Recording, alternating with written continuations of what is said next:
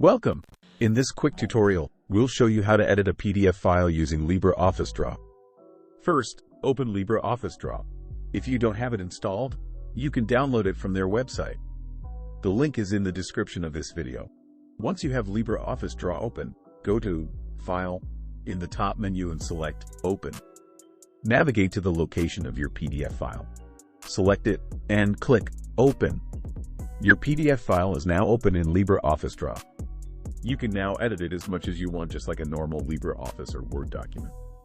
Once you are done, you will want to save it back as a PDF. To do so, go to File again and this time select Export as PDF. Click Export. Choose the location where you want to save your new file. Give your file a new name and click Save. You have now successfully edited your PDF file. That's it. Thanks for watching. Don't forget to like and subscribe for more helpful tutorials.